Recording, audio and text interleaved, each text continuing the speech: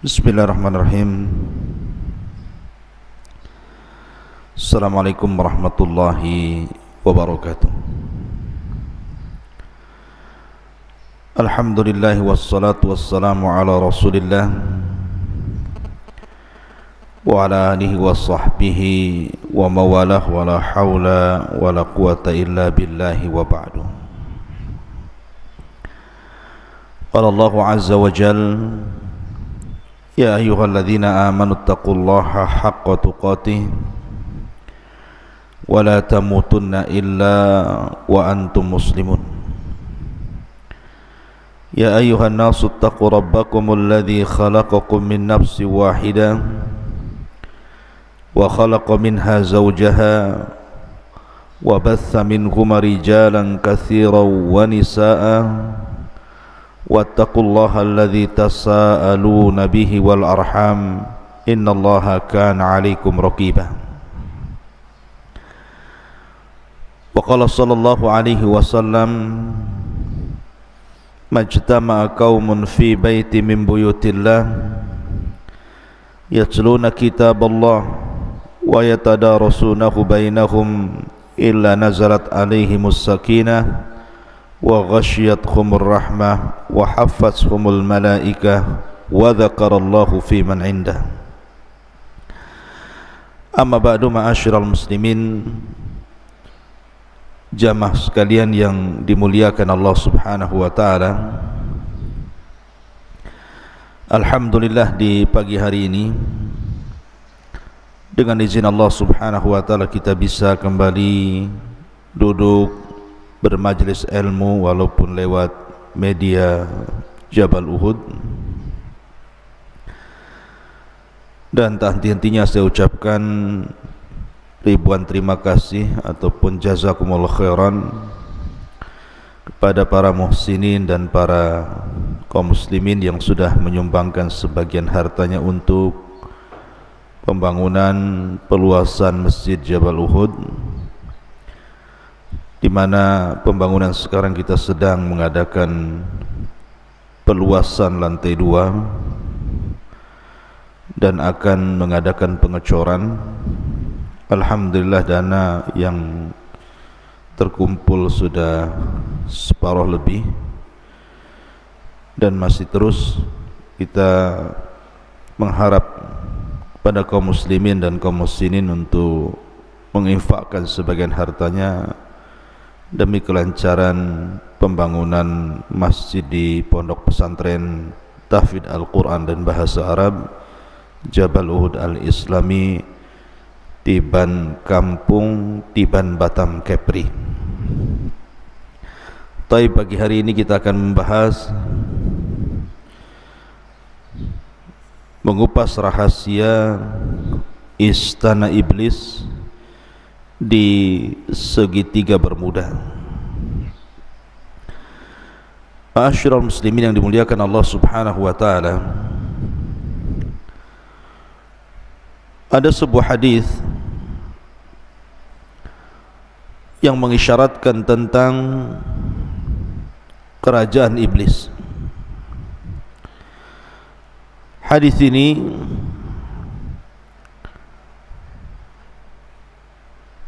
dikeluarkan oleh para ulama hadis,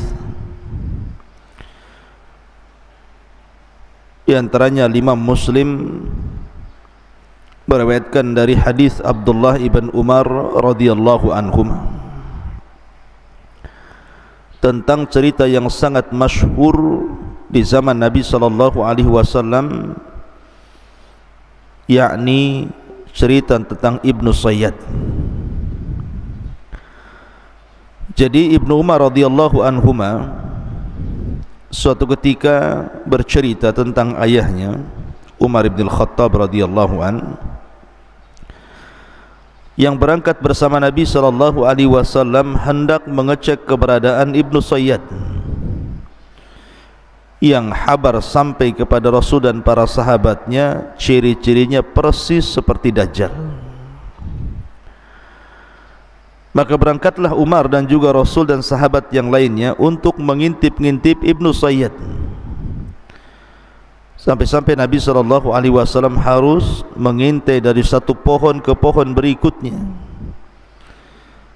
tentang Ibnu Sayyad ini. Sampai akhirnya ketika berhadapan Rasul dan Ibnu Sayyad, anak kecil turunan Yahudi ini, Nabi SAW mengatakan, "Tashhadu anni Rasulullah, maukah kau bersaksi bahwa aku adalah utusan Allah?" Maka Ibnu Sayyad pun memandang kepada Nabi SAW dan mengatakan, "Ashhadu annaka Rasulul Ummiyin." Aku bersaksi bahwa engkau adalah utusan kepada orang-orang yang buta huruf. Tiba-tiba Ibnu Sayyad membalik pertanyaan, "Atashhadu anni Rasulullah?" Apakah engkau juga mau bersaksi saya ini utusan Allah? Maka Nabi SAW terkejut dan mengatakan, "Amantu billahi wa bi rasulih." Aku hanya beriman kepada Allah dan Rasulnya. Kemudian Nabi SAW bertanya, "Ma tara? Ya Ibn Sayyad, ma tara?" Wahai Ibnu Sayyad, apa yang kau lihat? Karena Nabi SAW melihat bahwa Ibnu Sayyad ini berkomat kamit. Tiba-tiba kemudian Ibnu Sayyad mengatakan, "Ara arsyan alal mah." Aku melihat ada singgasana di atas air. Maka Nabi SAW menjawab, "Dzaka arsyu iblis alal bahri." Itulah singgasana iblis yang ada di atas lautan. Kemudian Rasul SAW mengatakan lagi, "Wa ma tara?" Dan apa yang kau lihat lagi wahai Ibnu Sayyad? Maka Ibnu Sayyad mengatakan, "Ara sadiqina wa kadzaban." Aku melihat banyak orang-orang yang jujur dan para pendusta. Maka Nabi SAW kemudian tidak melayani dan meninggalkannya. Dalam riwayat Nabi SAW ketika itu bertanya soal kalimat yang disimpan di hatinya dan mengatakan, "Inni khabba'tu laka khab'an." Sungguhnya aku menyembunyikan beberapa kalimat dalam hatiku, coba tebak. Maka Ibnu Sayyad mengatakan, "Duh." Maka Nabi SAW langsung mengatakan, "Ikhsa falan ta'du qadrak." Kata Rasul, celaka engkau tidak mungkin melalui atau melampaui batas dari takdirmu. Maka Umar bin Khattab radhiyallahu an marah, mencabut pedangnya dan mengatakan, "Da'ni ya Rasul adrib unuqah." Rasul, serahkan anak ini kepada aku, kupenggal lehernya. Maka Nabi SAW mengatakan, "Iyakunhu fala tusallat alaihi wa illam yakunhu fala khaira laka fi qatli." Kalau memang dia dajjal wahai Umar, kau tidak akan sanggup membunuhnya. Tapi kalau dia bukan dajjal, tidak ada kebaikan dalam membunuhnya, tinggalkan dia. Syahidnya dalam riwayat ini adalah di mana Nabi SAW ketika bertanya kepada Ibnu Sayyad, "Ma tara?" Apa yang kau lihat dalam terawanganmu wahai Ibnu Sayyad? Maka Ibnu Sayyad mengatakan, sebuah istana di atas air. Maka Nabi SAW mengatakan, "Tara arsya iblis alal bahri." Itu adalah singgasana iblis yang terletak di tengah-tengah lautan. Ma'asyiral muslimin yang dimuliakan Allah Subhanahu wa taala, dari sini kemudian muncul sebuah pendapat dari kalangan mutaakhirin bahwa singgasana iblis itu jangan-jangan berada di segitiga Bermuda, sebuah laut Atlantik yang ma'ruf gitu ya, dan juga benua Amerika dan benua Afrika. Dan segitiga Bermuda ini ceritanya sampai kepada kita, bagaimana kapal banyak yang hilang, pesawat banyak yang jatuh, dan hampir-hampir tidak bisa diteliti bangkai kapal dan pesawatnya, dan para awaknya hampir-hampir tidak ada yang selamat dan semua mati. Ma'asyiral muslimin yang dimuliakan Allah Subhanahu wa taala, sampai-sampai orang menyebut segitiga Bermuda ini laut setan atau laut iblis. Bahkan ada sebuah buku yang berjudul Dajjal akan muncul dari kerajaan jin di segitiga Bermuda, yang dikarang oleh Syekh Muhammad Isa Daud dari Mesir, bahwa kawasan Bermuda adalah kawasan jin. Dari situlah akan muncul Dajjal. Jika benar dakwahan buku itu, tentu tidak akan aneh apa yang disabdakan Nabi SAW, bahwa banyak peristiwa dan kejadian yang menakutkan di segitiga Bermuda itu. Tetapi masalahnya buku ini bermasalah karena pengarangnya Muhammad Isa Daud ini terlampau percaya kepada jin muslim ini, yang jelaskan dalam buku beliau ini bahwa Dajjal akan keluar dari situ. Tentu pernyataan ini juga akan menyelisih hadis Nabi SAW bahwa Dajjal itu akan keluar di bumi sebelah timur. Kemudian Nabi SAW menyebutnya Khurasan. Khurasan itu di mana? Di Iran. Artinya hadis Nabi SAW menjelaskan bahwa kemunculan Dajjal itu di Khurasan, bukan di segitiga Bermuda. Tapi Muhammad Isa Daud ketika berdialog dengan jin, kemudian jin ini menjelaskan bahwa Dajjal akan muncul di kerajaan di segitiga Bermuda, tentu akan menyelisih hadis Nabi SAW. Intinya bahwa berkembang opini-opini di masyarakat bahwa jangan-jangan istana iblis itu ada di segitiga Bermuda tadi,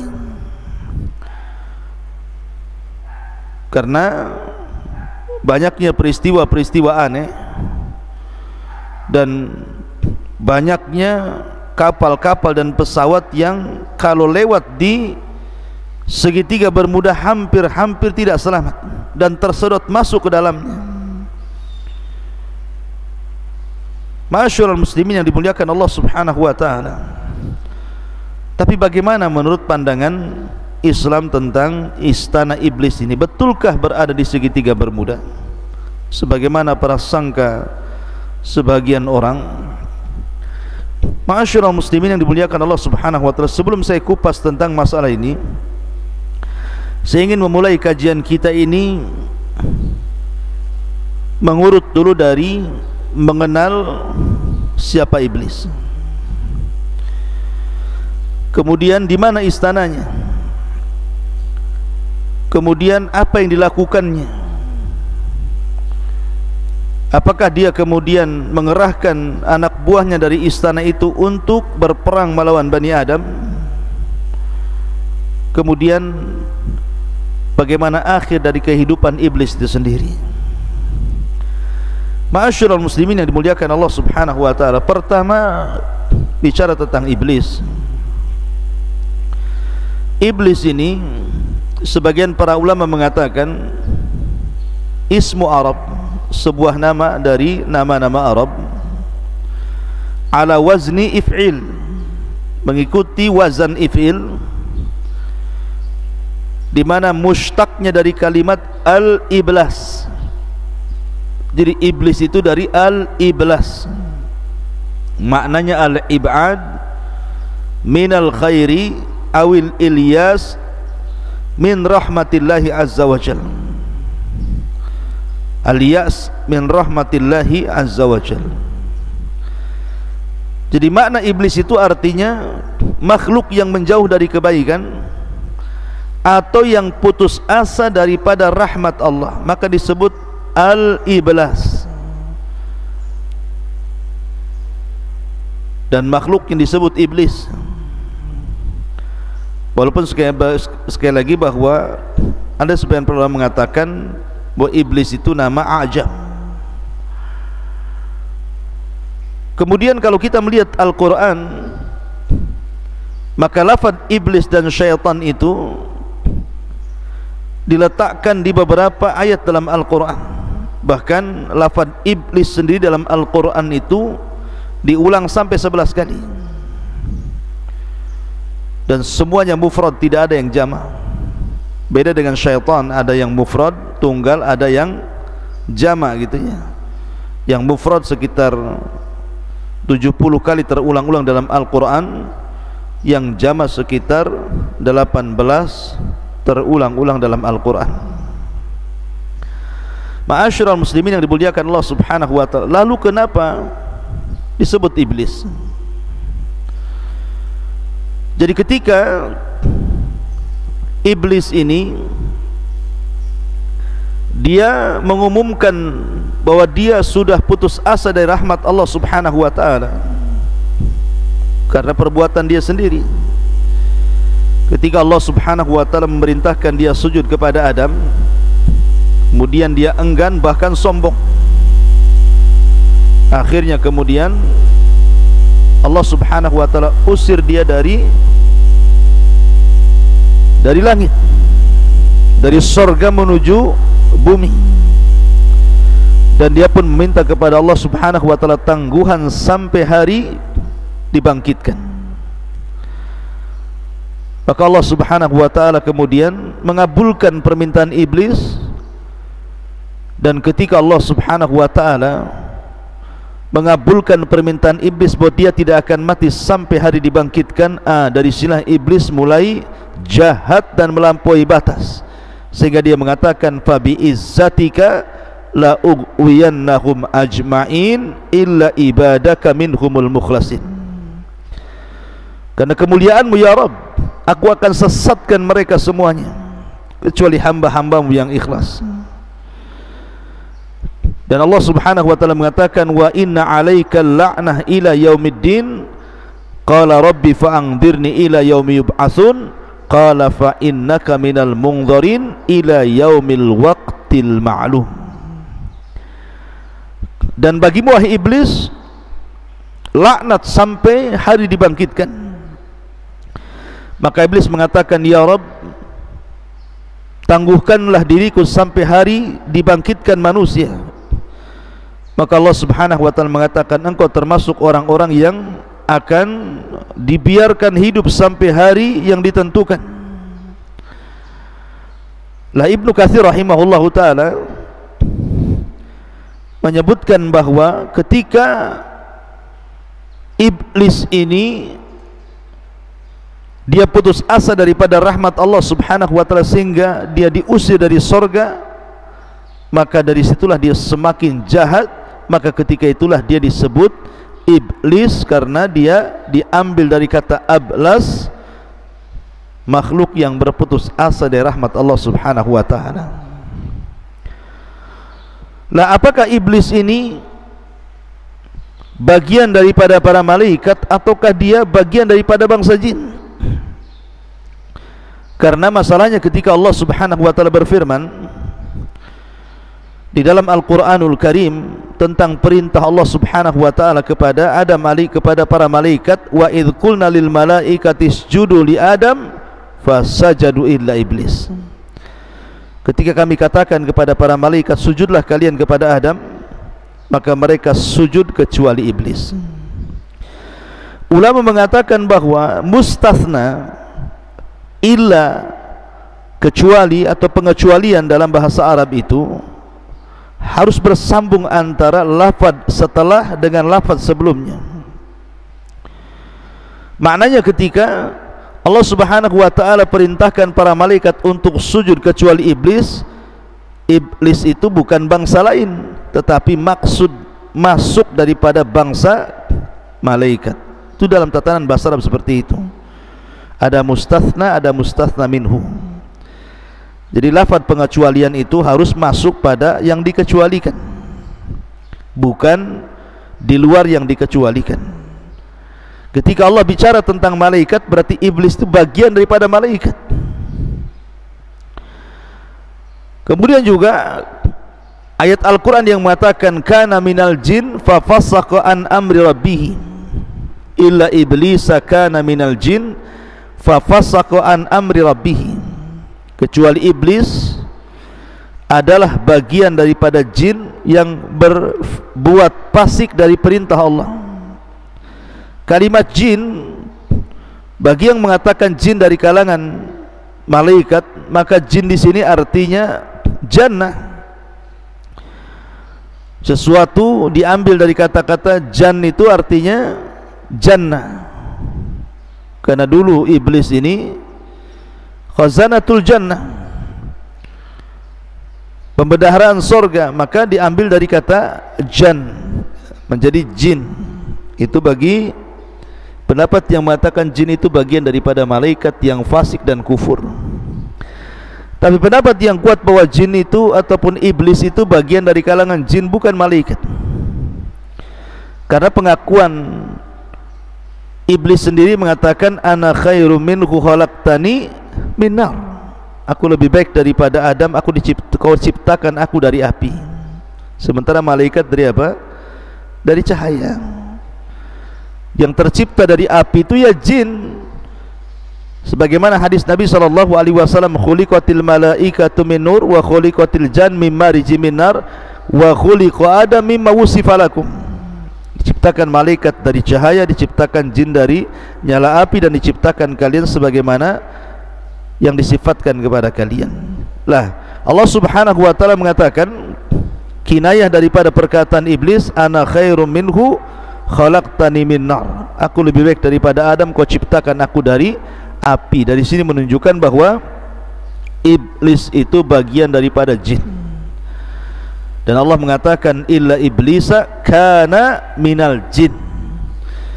Kecuali iblis, dia termasuk dari kalangan jin. Dan itu pendapat dari banyak kalangan ulama seperti Syekhul Islam Ibn Taimiyah rahimahullahu ta'ala dan yang lainnya. Dan ingat, ada yang mengatakan bahwa iblis itu adalah abul jin, bapaknya jin, sebagaimana Adam abul bashar, bapaknya manusia. Dan ini sebagaimana disebutkan dalam tafsir At-Tabari dari Ibnu Abbas, Mujahid, Qatadah, Hasan Al-Basri dan yang lainnya mengatakan bahwa iblis itu adalah abul jin, bapaknya jin. Ma'asyiral muslimin yang dimuliakan Allah Subhanahu wa taala, adapun tugas iblis, karena dia sudah bersumpah akan menyesatkan Bani Adam, Al-Imam Ibnul Qayyim rahimahullah ta'ala sampai mengatakan bagaimana iblis itu mengatur strategi untuk menggoda manusia itu sampai membuat 6 marhalah, 6 cara, mulai daripada yang paling tinggi sampai kepada yang paling rendah. Yang pertama, membuat manusia kufur atau manusia menyekutukan Allah Subhanahu wa ta'ala. Kalau tidak bisa, maka yang kedua, manusia dibuat menyelisih sunnah Nabi SAW supaya terjerembab kepada perbuatan yang diada-adakan dalam agama. Bahasa hadis disebut bid'ah. Kemudian yang ketiga, kalau tidak bisa digoda seperti itu, maka dia akan membuat strategi selain bagaimana manusia itu terjerumus kepada dosa besar. Kalau tidak bisa juga, maka masuk pada marhalah yang keempat, maka manusia akan dijerembabkan ke dalam dosa kecil. Kalau tidak bisa juga, maka masuk pada marhalah yang kelima, disibukkan dengan perkara-perkara mubah sehingga dilupakan dari ibadah karena sibuk melakukan perkara-perkara mubah. Kemudian yang terakhir, kalau tidak bisa juga disibukkan dengan perkara-perkara mubah, maka akan disibukkan melaksanakan yang tidak afdal dan meninggalkan yang afdal. Begitulah khutuwati syaitan, langkah-langkah setan. Makanya kenapa Allah Subhanahu wa taala selalu memberikan nasihat kepada kita agar jangan mengikuti langkah-langkah syaitan. Allah berfirman, alam ahad ilaikum ya bani adam alla ta'budu syaitan innahu lakum aduwwum mubin. Bukankah sudah kukatakan kepada kalian wahai anak Adam, jangan menyembah syaitan karena syaitan itu musuh kalian yang nyata. Bahkan Allah Subhanahu wa taala melarang kita untuk menjadikan syaitan-syaitan itu, iblis-iblis itu teman kita. Wa man yattakhidhi syaitan waliyan min dunillah faqad khasira khusranan mubina ya'iduhum wa yumannihim wa ma ya'iduhumus syaitanu illa ghurura. Barang siapa yang mengambil syaitan sebagai temannya dari selain Allah, maka dia telah melakukan kerugian dengan kerugian yang nyata. Syaitan itu hanya menjanjikan dan angan-angan kosong, dan tidaklah janji-janji mereka kecuali dusta belaka. Ma'asyiral muslimin yang dimuliakan Allah Subhanahu wa taala, salah satu strategi syaitan itu adalah di pagi hari, maka syaitan selalu menancapkan singgasananya. Di pagi hari, pagi-pagi buta itu syaitan akan menancapkan singgasananya di tengah lautan. Lah, dan itu diisyaratkan dalam sebuah hadis Nabi SAW. Terdapat dalam Sahih Muslim dari Nabi SAW, dia bersabda, inna iblisa yada'u arsyahu alal ma. Sesungguhnya iblis setiap pagi itu meletakkan singgasananya di atas lautan, supaya dia ingin seolah-olah menandingi arsy Allah Subhanahu wa taala. Yatabu arsy Allah Subhanahu wa taala, singgasana Allah Subhanahu wa taala itu berada di atas air kan. Tapi tentu Allah Subhanahu wa taala tidak bersemayam di atas arsy, tidak, dia di atas ketinggian. Ya, karena kalau diartikan bersemayam itu artinya seolah-olah Allah Subhanahu wa taala duduk di atas arsy, tidak. Allah itu jauh daripada makhluknya, dia di atas arsy lagi. Lah karena Allah Subhanahu wa taala meletakkan arsy di atas air, maka iblis pun ingin membuat singgasananya di atas lautan, di atas air, seolah-olah kononnya ini ingin menyamai Allah Subhanahu wa taala ketika meletakkan arsy di atas air. Begitulah sombongnya iblis.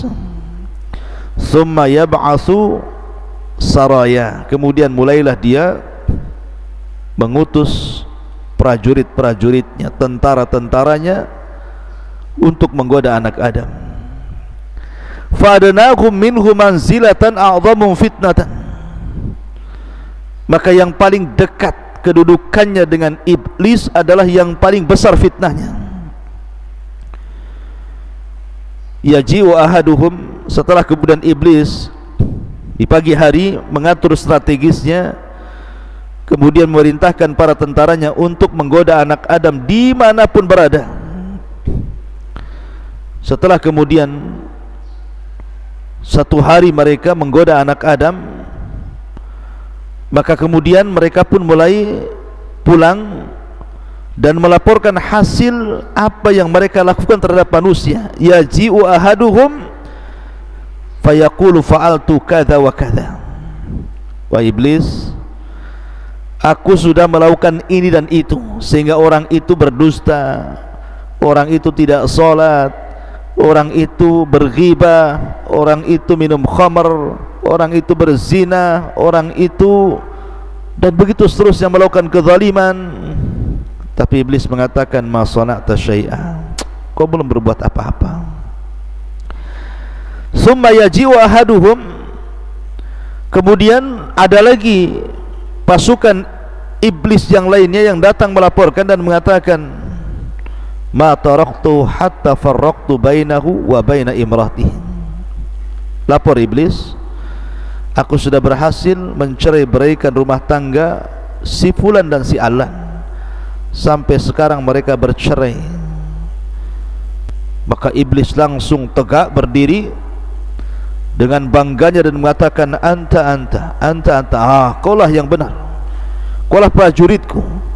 Kemudian diambilnya piala yang ada di atas kepalanya, kemudian diletakkan di anak buah yang berhasil mencerai-beraikan rumah tangga ini. Lihat kenapa iblis bangga kalau ada orang bercerai. Karena perceraian itu banyak korbannya. Suami jadi korban, istri jadi korban, anak-anak jadi korban, keluarga jadi korban, semua jadi korban. Maka iblis pun bahagia dipeluknya orang tentaranya yang berhasil mencerai-beraikan suami istri dan mengatakan, anta, engkolah. Kemudian dia melepaskan piala di atas kepalanya dan diletakkan di atas kepala jin yang berhasil mencerai-beraikan suami istri itu. Ma'asyiral muslimin yang dimuliakan Allah Subhanahu wa taala. Lah di sini dalam hadis ini Nabi sallallahu alaihi wasallam mengatakan, inna iblisa yadau arsyahu 'alal ma'. Sesungguhnya iblis meletakkan singgasananya di atas air. Lah kalimat di atas air inilah kemudian dalam riwayat Ibnu Sayyad tadi di atas lautan, sehingga memunculkan prediksi ketika kita berbicara tentang segitiga Bermuda. Segitiga Bermuda yang berada di antara Laut Atlantik, benua Amerika dan benua Afrika. Kenapa kemudian muncul prediksi bahwa jangan-jangan istana yang dimaksud dalam hadis itu adalah istana yang diletakkan oleh iblis di segitiga Bermuda? Karena ada yang mengatakan bahwa segitiga Bermuda ini adalah pertemuan antara laut panas dan laut dingin. Laut panas dan laut dingin. Dan dalam sebuah hadis Nabi sallallahu alaihi wasallam, ketika Nabi sallallahu alaihi wasallam menjelaskan tentang bayangan matahari, kata Nabi sallallahu alaihi wasallam sebagaimana dikeluarkan Imam Ahmad, naha an yujlasa baina adh-dhahi wadh-dhilli. Nabi SAW melarang untuk duduk di antara sinar matahari dan di antara bayang-bayang sebuah benda. Jadi kalau seandainya ada pohon, kemudian sinar itu matahari menghadap pohon, kemudian di situ ada separuhnya masuk ke bayang-bayang pohon, separuhnya masuk ke cahaya sinar matahari, kemudian seseorang itu tidur di antara bayang-bayang dan juga cahaya matahari, maka Nabi SAW melarang, tidak boleh. Alasannya Nabi SAW mengatakan karena itu adalah majlisus syaitan, majlisnya syaitan. Ma'asyiral muslimin yang dimuliakan Allah Azza wa Jalla. Lah dari hadis ini kemudian orang mengkiaskan kepada segitiga Bermuda. Karena ada arus dingin berasal dari Amerika, sementara arus panas berasal dari Afrika, kemudian berjumpa di segitiga Bermuda itu. Karena itu adalah tempatnya syaitan. Akhirnya kemudian orang memprediksi bahwa di situ jangan-jangan istananya iblis yang dimaksud dalam hadis Nabi SAW ini. Akan tapi ikhwatu fiddin, saya ingin katakan bahwa menentukan tempat dengan langsung mentakyin bahwa di segitiga Bermuda itu adalah istana iblis ini tidak bisa. Iya, memang di situ banyak kecelakaan yang luar biasa gitu ya. Banyak pesawat yang jatuh dari zaman ke zaman, banyak kapal laut yang kemudian tersedot ke dalamnya juga dari zaman ke zaman. Sampai hari ini bahkan para peneliti juga masih kebingungan karena khawatir mereka tersedot ke dalam arus segitiga bermuda itu. Akan tapi kemudian kalau memponis bahwa di situ adalah istana yang dimaksud dalam hadis Nabi SAW, bisa iya bisa tidak. Masalahnya Nabi SAW tidak mengisyaratkan ke arah situ. Dalam hadis tadi Nabi hanya mengatakan bahwa setan itu meletakkan singgasananya di atas air. Bisa saja berpindah-pindah dari satu laut ke laut berikutnya, sekali-kali di segitiga bermuda, sekali-kali di tempat lain. Tapi untuk memvonis bahwa hadis ini kemudian adalah diisyaratkan kepada segitiga bermuda, wallahu alam, maka tidak ada isyarat dalam hadis ini, karena Nabi SAW hanya mengatakan tentang istana iblis itu berada di atas lautan atau berada di atas air. Soal lautan mana Allahu alam, bisa saja berpindah-pindah, bisa jadi satu tempat tinggal di situ, karena hadis Nabi SAW tidak memerinci seperti itu. Ma'asyiral muslimin yang dimuliakan Allah Subhanahu wa taala. Dan yang lebih ngerinya lagi adalah ketika iblis ini memunculkan singgasananya setiap pagi, kemudian mengutus tentaranya untuk menggoda Bani Adam. Kemudian ketika iblis sudah selesai tugasnya dan mereka pulang melaporkan hasilnya, maka di samping singgasana itu ada ular yang sangat besar. Sebagaimana isyarat dalam hadis Ibnu Sayyad yang dikeluarkan oleh Musnad Imam Ahmad, bahwa Ibnu Sayyad mengatakan, ara arsyan alal bahri haulahul hayyat, aku melihat singgasana di atas lautan dan di sekitarnya banyak ular. Ada ular. Kenapa kemudian ular? Kita teringat dengan kisah ketika Adam di sorga. Ada kisah Israiliyat. Ketika iblis sudah dikeluarkan dari sorga, kemudian Adam dimasukkan ke sorga. Iblis kan tidak bisa masuk ke sorga. Akhirnya kemudian dia bekerja sama dengan ular yang keluar masuk ke dalam sorga, dan berhasil dia masuk, dan berhasil pula dia memberikan was-was kepada Adam. Akhirnya Adam dan Hawa makan buah larangan dan terusir pula dari sorga. Lah karena ular ini sudah berjasa memasukkan iblis ke dalam sorga hingga mampu menggoda Adam, makanya sangat dimuliakan ular ini. Jadi setiap kemudian tentaranya datang membawa laporan, maka ular itu ada di sekitar situ dan dimuliakan sama iblis. Makanya Ibnu Sayyad mengatakan, ara arsyan alal bahri haulahul hayyat, aku melihat sebuah singgasana di atas lautan dan dikelilingi dengan ular. Maka Nabi SAW mengatakan, sadaq dzalik, dzalika arsyu iblis. Ya benar, dia benar, tetapi itulah istana iblis. Tapi sebagian para ulama mengatakan bahwa tambahan haulahu hayat dalam hadis yang dikeluarkan dalam Musnad Imam Ahmad ini adalah tidak sabit. Jadi lafaz yang sahih yang sampai kepada Nabi hanyalah kata-kata ara arsyan alal bahri. Berkata Ibnu Sayyad itu, saya melihat singgasana di atas lautan. Adapun tambahan haulahul hayat, di sekelilingnya banyak ular, maka itu tambahan yang tidak sabit, yang tidak tetap bagian daripada hadis Nabi sallallahu alaihi wasallam. Wallahu alam tentang masalah singgasana iblis ada di lautan mana gitu, apakah di segitiga bermuda atau di tempat yang lainnya, karena tidak ada isyarat yang jelas tentang masalah ini. Ya bisa iya bisa tidak gitu ya.